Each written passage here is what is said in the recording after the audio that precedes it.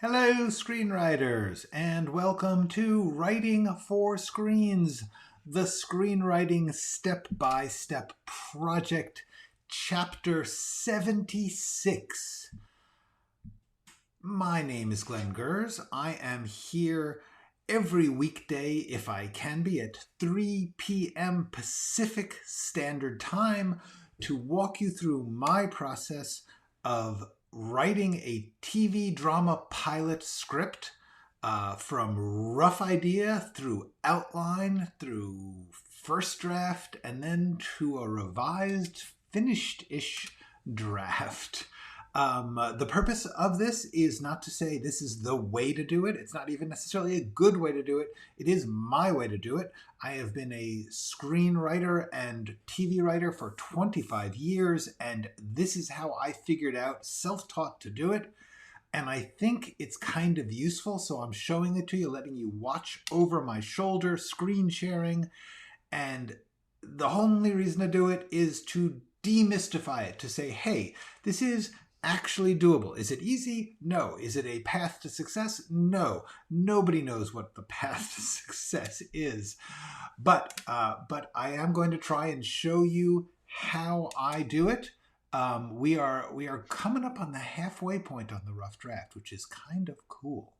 And so, hello, Roddy. How are you? And so, with little further ado, because I have done, or hello, indeed, as you have seen, typos are familiar territory here, and therefore I do not judge anyone's typos, because I live in a glass house of typos, and I would not be judged. Hello, Mally. Hello, Maria. Everybody's here. Cool.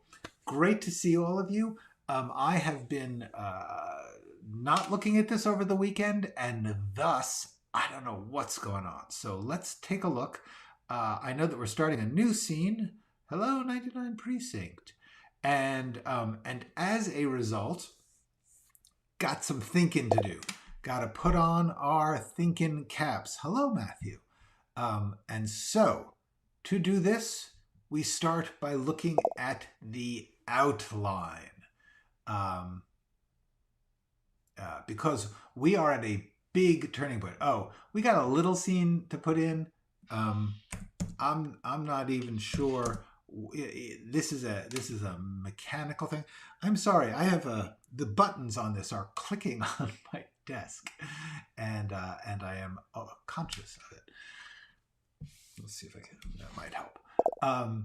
Anyway, we got to do a little Zena scene, but then we're going to have to get to the love-making scene, which is complicated. It is complex to write intimacy on the page. Hello, Ravioli. But first, let's take a look at this Zena thing, because I forgot about this. We got to do this. So the deal here is we left the plot, the conspiracy, the group, which ostensibly was the point of this whole show when I started it, with Dondosky leaving, having come near to violence, and he calls Zena, and he says that we got a problem. We didn't see Zena's reaction to that. So we need to establish for the audience that Zena is hopping on a plane. And once again, this is kind of Game of Thronesy. The last season of Game of Thrones, where all of a sudden people were able to cross distances that previously took them months, and they can do it overnight. We are going to be kind of in that same situation here, because Zena has to cross the country and get here really soon. I'm just gonna do it. To a certain extent, it's the willing suspension of disbelief. We will do our best to fudge it, to deal. That is just how it goes. So the point is, all we really need in this new scene, let's bring up a a document in which scenes can exist. There we go. All right. Boop, boop, boop, boop. Okay, so we faded out on them falling asleep. And so then we need to, I see, we probably can't fade out.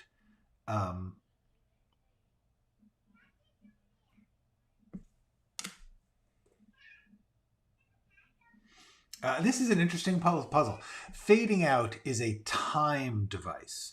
One of the main things that fading out does is it says end of scene or sequence, end of this time. Because scenes are really units of time and place.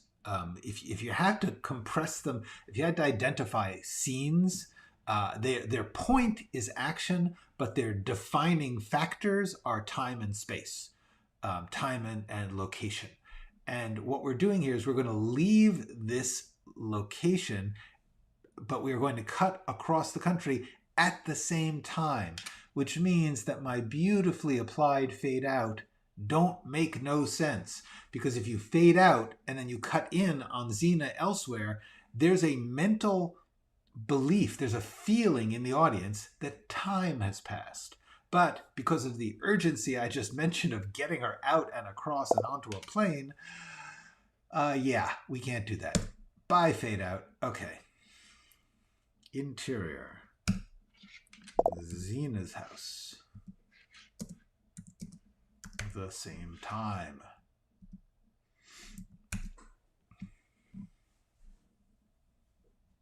Okay, now all we have to do here, there's really only one purpose, which is to say, you know, how rich do we want Zena to be? Because in order to solve part of the time problem, we could have her have a charter, like have a private plane.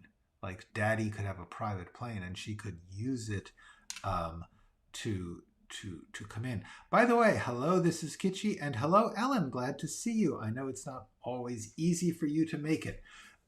Okay, so let us see what we're going to do here. The only thing we have to do here is establish that Zena is coming, that the train is on its tracks. It is heading towards us. We have a collision imminent because Zena is leaving home. And so let's assume we do need this at all for the moment.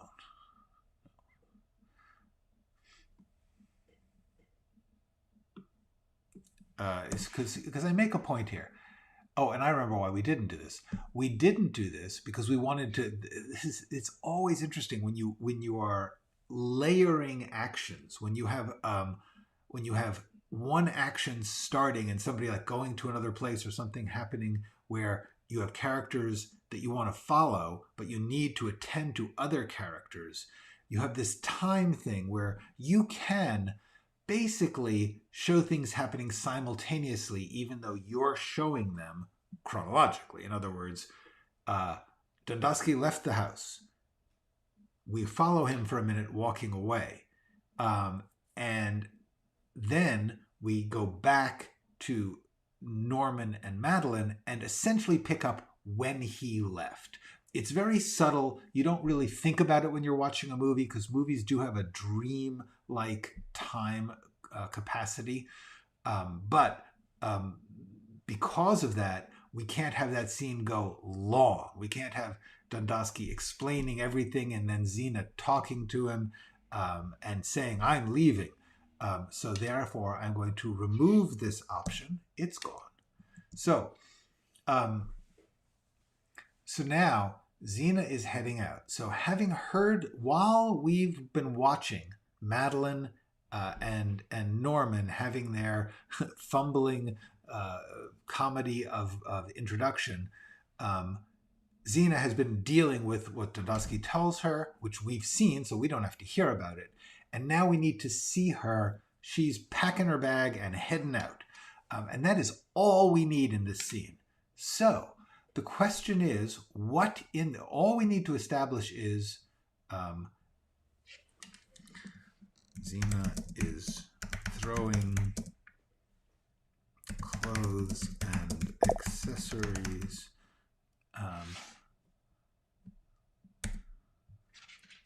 into a carry-on bag with a furious precision.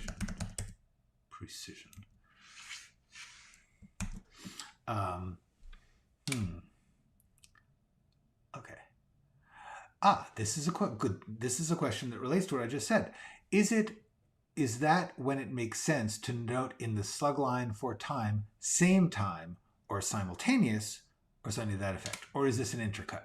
No, intercut is very specifically, you are going to cut back and forth. If you are like, you're going to go here and there and here and there, back and forth, so that's intercut.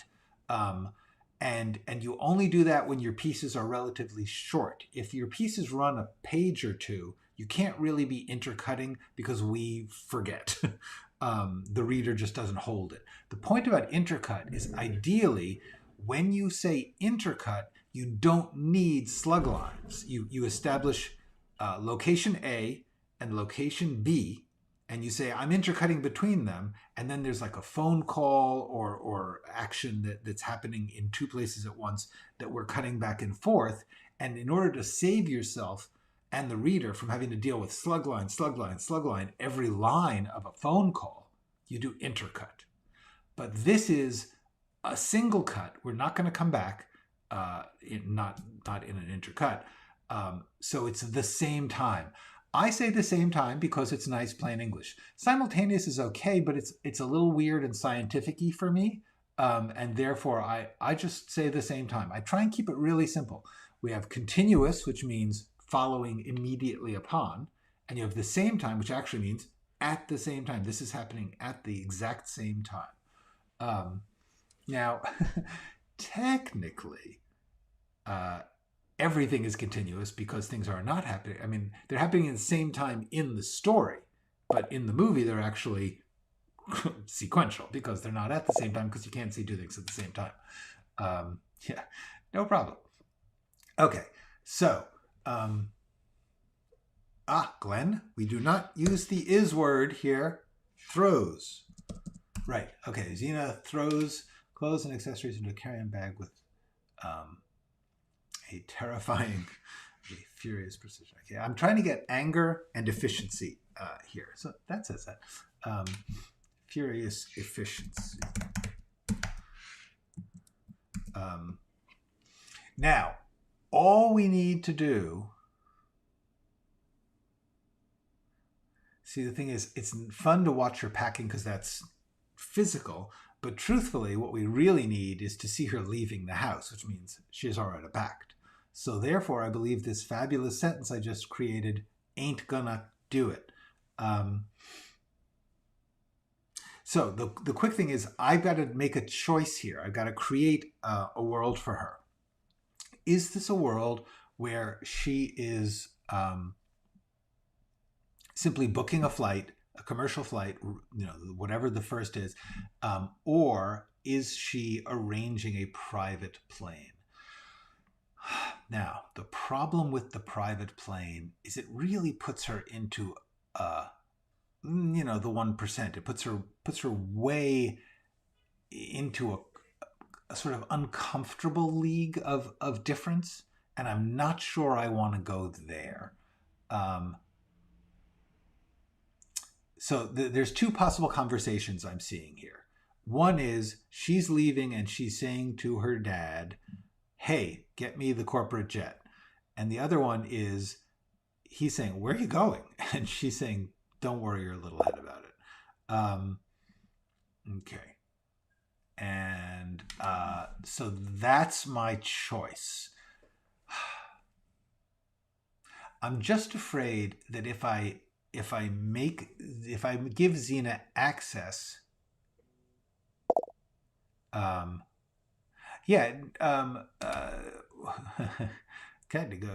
yes, definitely first class, but first class isn't the issue. The issue is, can she wait for the next flight, or because and this is one of those things where really no one cares, and I am overthinking this. I happen to know that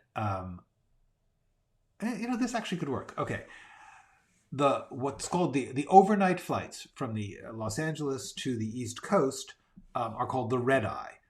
Because I assume you get to the other end with red eyes, because you've been up all night trying to sleep on the plane. Anyway, they're called the red eye. They leave, between 9 and 11 p.m. And that would get her to the East Coast the next morning, early, like 5 or 6 a.m., which would be perfect for this. So I actually think that'll work, because my thought was, according to the timing, the people in the East Coast have gone quite into the evening, but she's 3 hours earlier. So if it's midnight there, she would just be leaving the house at 9 p.m. so she can make the red eye. So yes. So here's the thing. Yeah. All right. Hello. Hi, Orfei. Yeah. Yes, she definitely is going to be first class or business class or something. That's fine. I mean, these are actually things we won't see. I'm trying to figure out what she's saying. In other words, when she's identifying her action verbally to someone in her household and into the audience, thus to the audience, what is it what's that one thing she's saying? This is the key to writing scenes. Figure out what exactly do I need to convey. And here it is. I am trying to convey that she is going to catch the red eye. Now, that's not hard to convey. The problem is she would do it on her phone. She would be pushing buttons, and that don't work for the scene. So she's got to be telling someone in her household, which is fun. That's cool.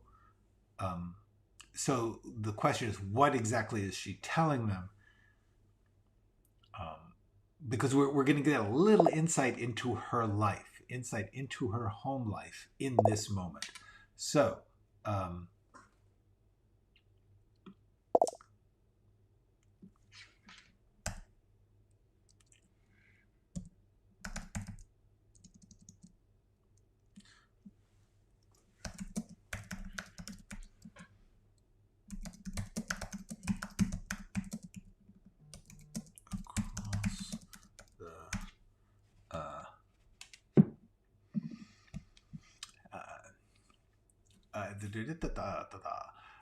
Zena's hurrying down the stairs and across the living. No is. Yeah. Zena's mom and dad follow her.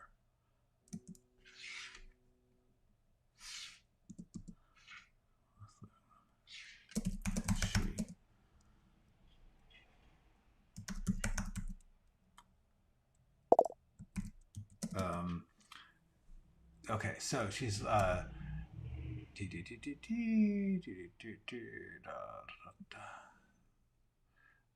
okay, so Zena's mom and dad follow her down the stairs and across.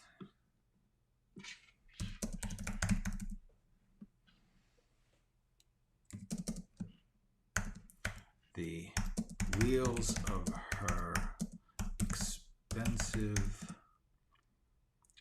suitcase are have to shout partly because she's moving fast and partly because the wheels of her expenses are very loud on the tile on the imported Terrazzo. Terrazzo. Okay, let's just look up terrazzo because I think I know what it is. I believe. Okay. I believe it's a fancy clay floor tile. Floor.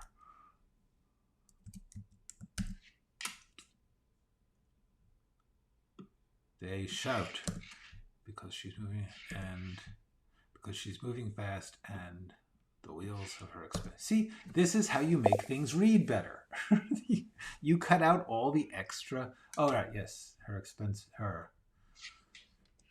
Louis Vuitton, her authentic. It's on circuit. Are very loud. Thank you, Maria. So yeah.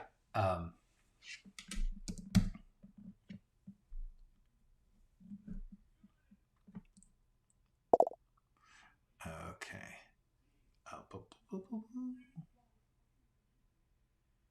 Yes, we could marble. We could marble if we don't do terrazzo, which is something I will check when I am rereading this later.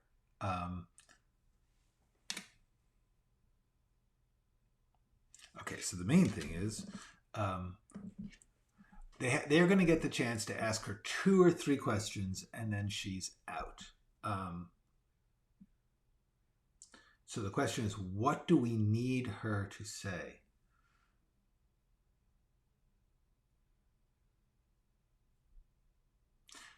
Here's among the topics that she could talk about, I have to figure out what it is that I need to get across to the audience and then find a way to convey it in their need to know. But since they don't know anything, this is actually a good situation.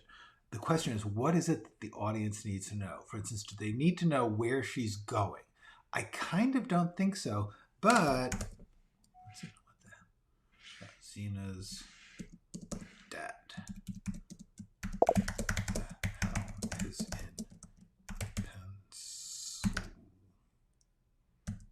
Pennsylvania? What the hell's in Pennsylvania? What the hell's in Pennsylvania? All right. What the hell is in Pennsylvania? Or is it what the hell is so urgent in Pennsylvania? What the hell is so urgent? My entire life. My entire life. My entire life. My future.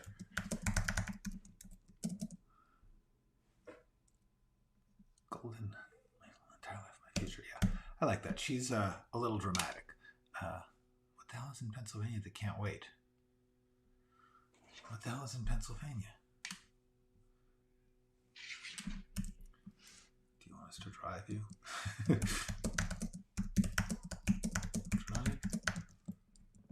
You are. You're driving me insane. You are.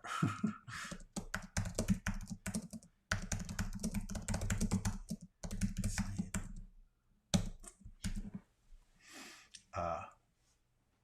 Okay. Okay, now the valuable thing is that we understand that she defines this case, this, let's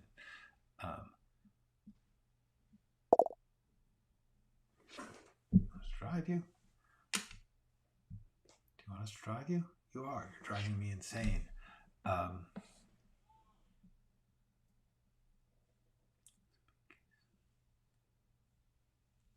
It's a big case. This is funny. A big case.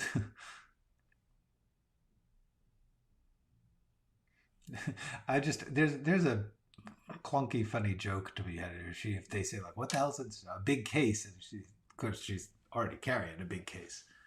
What's wrong with the case she had? A big case.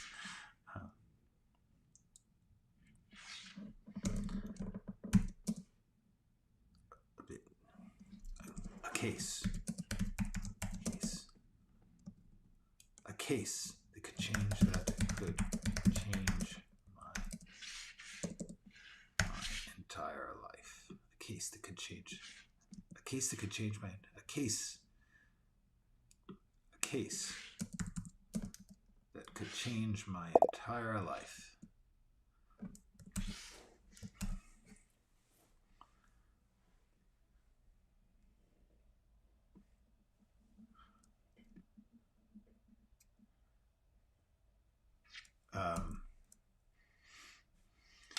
Yes, exactly. Luggages. Yeah. So I'm getting to the joke there. A case that could change my entire life.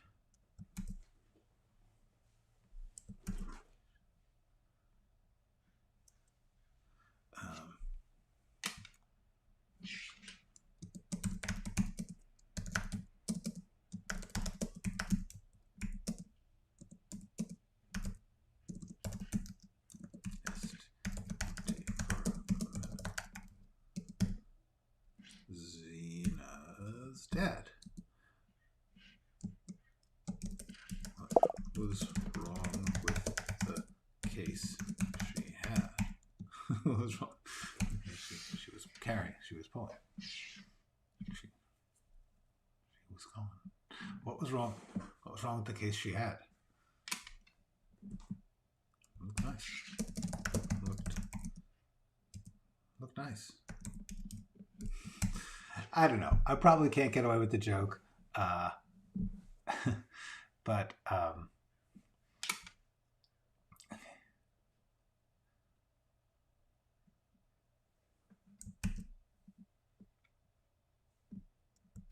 right. Okay, so now we have finished this scene. Okay, so let's just remove it, and then we move this. Oh, look at that. All right, boom.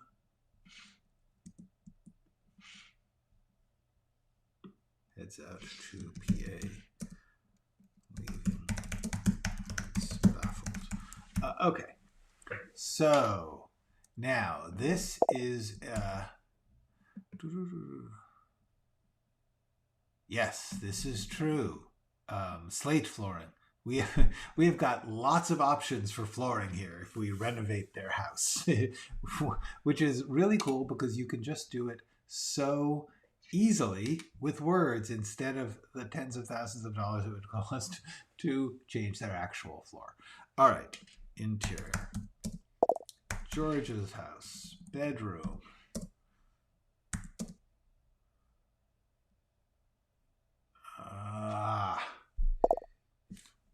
Near dawn.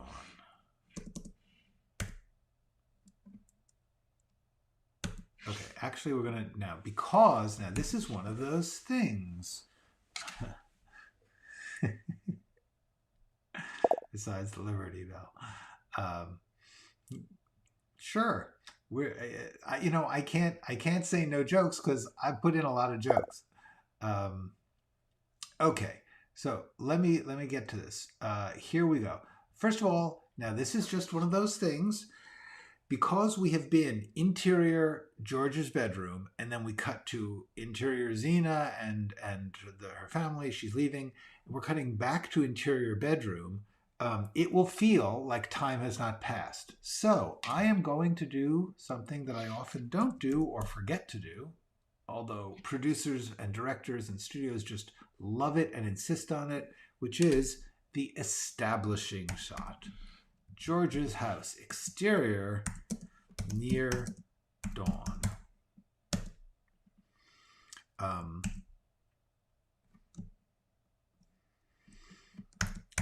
The night sky beginning. Beginning.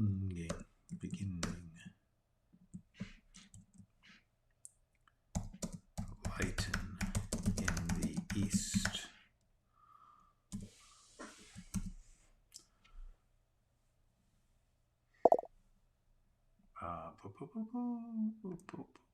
The night sky is beginning to. Basically, I'm just trying to say.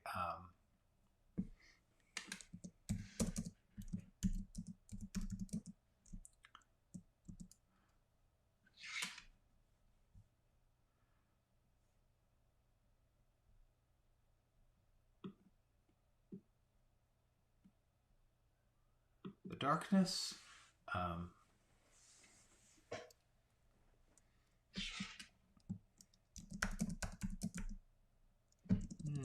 You see, right now, I'm just painting pictures the way that, like, when they shoot this, they're going to try and find a pretty way to do. Essentially, we're just establishing that time has passed, which we're doing by showing that it is morning, whereas the last scene was night.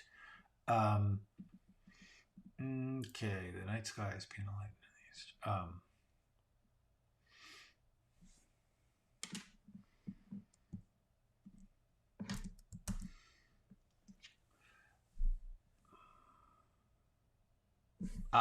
Okay.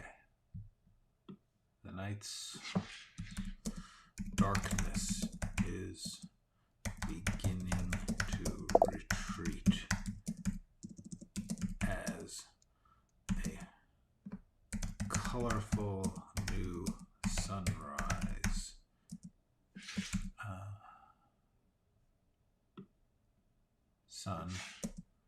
as a colorful new day begins.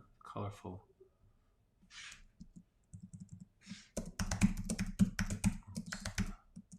Sky.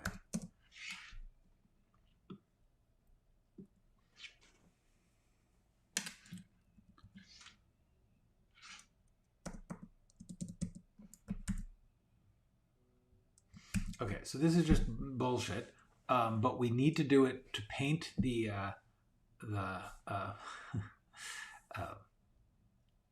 paint the beginning of like, just to say, like, yeah, you know what?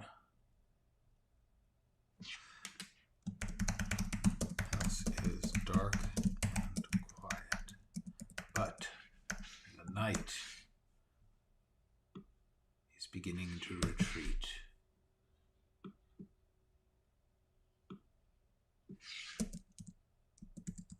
Colorful sun.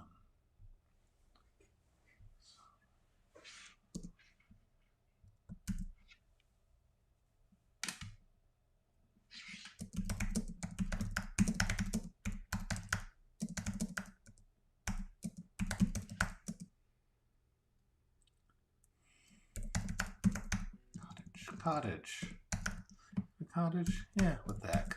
Okay, this is just extra wording to give us a mental breath. That is all I'm doing. This is meaningless, except that I'm saying to them, you got to have an establishing shot to show dawn here, and that so that's it. I'm just writing stuff.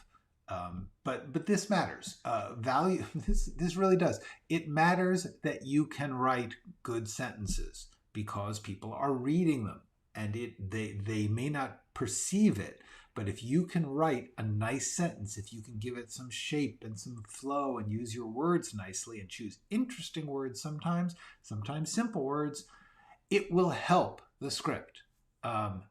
This gets lost in the process. Other people's arts take over, but part of the art of writing a script is to use the tools you have, which is words.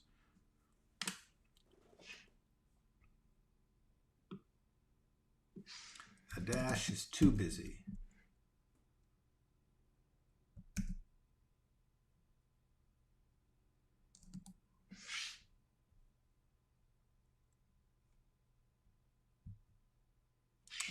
Actually,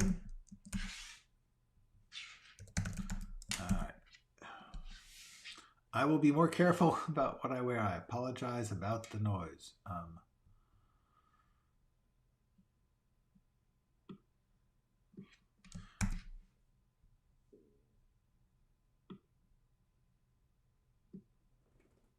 See, this really should be one sentence. Dark and quiet, but the night is beginning as a colorful. Okay, now the thing is here, by doing this, I start with the dark, and then I light it up, and I end on the house, which is fine, because then I can, George's house bedroom, continuous, yes, continuous, because I can use that light.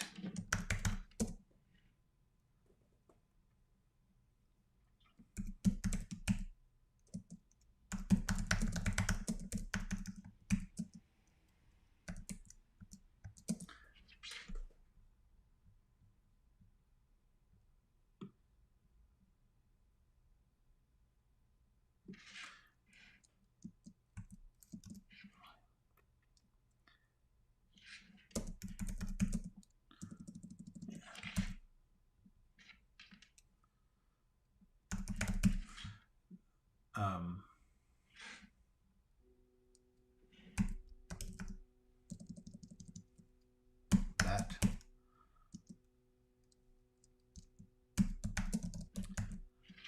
pale pink light edges into the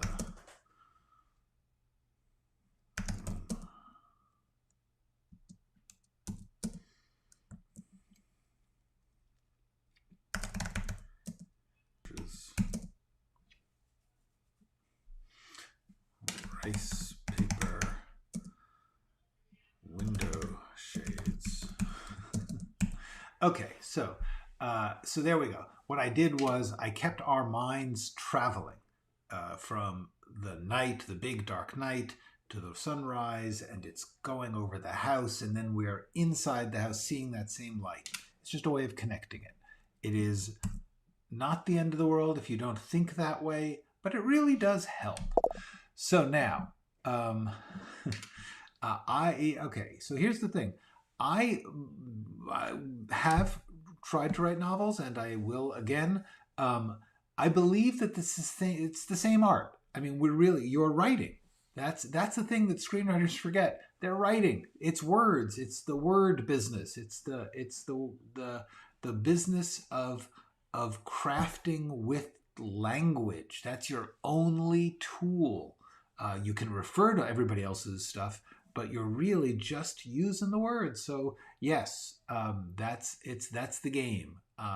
That's why I try and encourage screenwriters who feel like, oh, I can't write a novel. It's a whole different thing. It's really not. It's really not that different.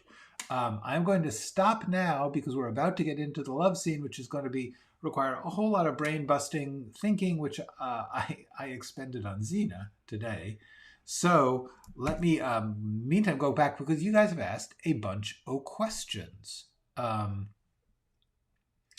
Is that page counter above the document available on other writing software? I don't know. I also don't know if the page counter, where the page counter is. You mean the one down in the lower left corner? Anyway, I don't know. But yeah, as Maria says, there should be a page number thing available in most stuff. Okay, so now we go back to what are your thoughts on using AI to assist in writing? You may have caught me on this topic before. I have gone into this before, and the answer is no. I can't. Yeah, I suppose like autocorrect is fine, and AI, an AI thesaurus, I guess. But seriously, there's almost no. You would have to show me an AI that would be helpful, because my belief is that AI can't. It's like it can't do your job. It cannot do the creative work. There are many people who theorize that you could feed every possible plot line into an AI machine, and then it would calculate which ones work and which ones don't. That's a question. How are they doing that? Yeah, let's just talk. So the question of what would the AI be doing? If the AI would be making up characters and scenes, where would it be getting its material? It would be taking them from some kind of database. And that database would be compiled from other people's work, which is how we all do work. But the magical creativity of human beings, at least as yet, has not been reproducible in a true sense in an AI.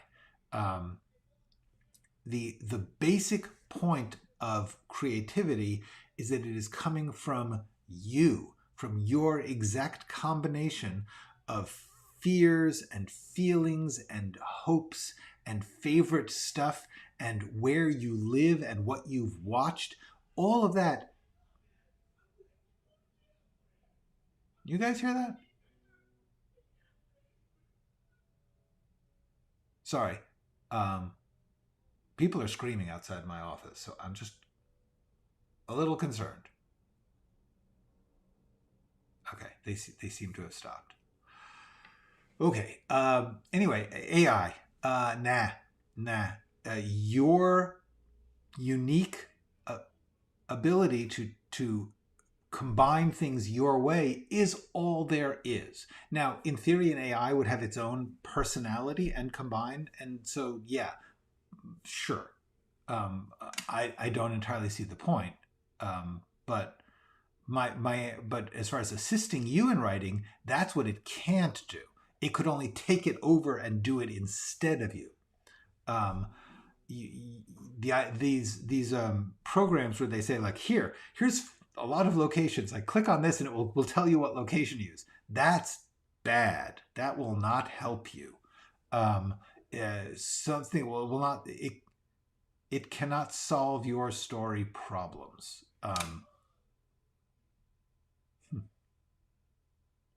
I got something bad happening outside my house. Sorry.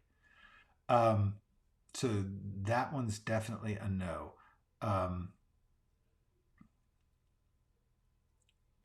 Okay. I have ideas for my story that I'm thinking of writing, yet how my brain works, I can't get my ideas from my brain to a medium or sonos. Also, I can't write beginnings. This is all solvable by watching my videos. Watch my videos. I have a video on how to outline and why you outline, and that will take your ideas. Also, everything in the screenwriting, do I have this here? The screenwriting essentials section of my videos. I'm going to type it here. Screenwriting essentials on writing for screen.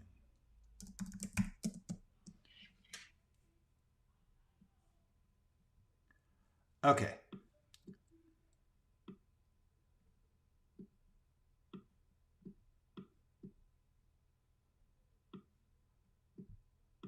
Okay, you want to go to Writing for Screens, the channel you're on right now. You want to go to the section marked Screenwriting Essentials, and there's a bunch of videos about that. The basics of how to organize a story, as best I can tell you, are there. And then when you get done with that, do the ones on process, the ones, yeah.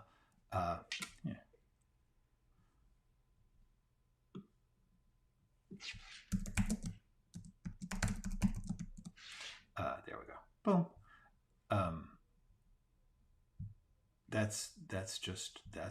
That's where you're going to get anything I can teach you. I'm teaching you there. I've made a bunch of videos on the process of how you organize a story. That is my best advice. That's the whole point of this whole experiment in YouTubing, is that I'm trying to find a way to give you a how-to manual that's as practical as I can make it, so that anyone wanting to do all sorts of different things, you want to do a web series, you want to do a sci-fi epic, whatever it is, in theory, these steps will help you. And then honestly, it's on you. You got to do the work. You got to take small steps and get it on paper. No matter how bad it is better on paper than off. In your head doesn't help. Anything on paper, you can make it better. So that's that one. And then way back here, do you think that every writer who contributes to a screenplay should get screenplay? Yes! And this is currently an issue amongst the Writers Guild. There is a vote coming up on this, an amendment to the Writers Guild. The Writers Guild is who determines who gets credit on a script. Most scripts that you will see have more writers on it than they are crediting. So that, like Fracture that I wrote, which I loved writing, but I was only one of 6 writers who contributed to it. And I think it's wrong that all of their names are not on it. The trick is credit is attached currently to payment. In other words, the person who gets the credit gets the portion of residuals of payments that come. So they've figured out a way to have credits that don't dilute the money, because the credit really means something. It means you did most of the work, but a lot of other people may have worked on it, and they deserve their credit. They deserve their credit partly because without their effort, even if it was in the wrong direction, you wouldn't have gotten to where you were. And second of all, because they did the work, they should get the credit. Just like the person who drives the trucks or does the makeup, they get a credit because they did that work. You don't see it, but if that truck wasn't driven, you wouldn't get there. And especially in the artistic world, that's how people look at your career. They say, oh, you worked on this and this and this. But if those credits are not visible, but you spent a year of your life sometimes writing a script, several drafts, and then they don't give you that credit, it looks like you weren't doing anything. So that's really, really important. Okay, and with that, we're coming up to the end. I'm trying to go quickly through this whole chat and see if I missed any other big questions. A lot of discussion of flooring and travel booking. All right. So, that said, I am glad. I guess the time difference. We haven't changed our clocks yet. We're going to change them in a. We're going to change them next week, I think. Pika 2234 Pika Pika is asking egotistical reasons that it wants to read my novels. I appreciate that. I currently am working on one. When I finish this project, this screenwriting YouTube channel, I am going to write. I'm writing a novel set in the 1930s and 40s in New York among the artists who will become the abstract expressionists. It's a great story, actually. All right. Good. Oh, cool. So we know at least Fade In has the page number things. Yeah. There's no, there isn't as much divide between fiction writing and script writing as people fear. Oh, this is good to know. More recommendations for Fade In screenwriting software. Good to know. And this is at okay. I will try to leave. I am told that the YouTube mechanism that sends alerts sometimes fails to send alerts. I apologize. I have no control over that, but I will do my best. Anyway, this has been great. Tomorrow we're going to get to the sex scene, which honestly is not going to be the sex part. It's going to be the getting to sex part, and then we will discreetly cut away. Yeah. Tomorrow, we will begin. I can tell you, it's going to take a few days to figure this out. Exactly how we describe Norman and Madeline making love upon waking up. That is the next section of the script that we've got to get to. So until then, go write something.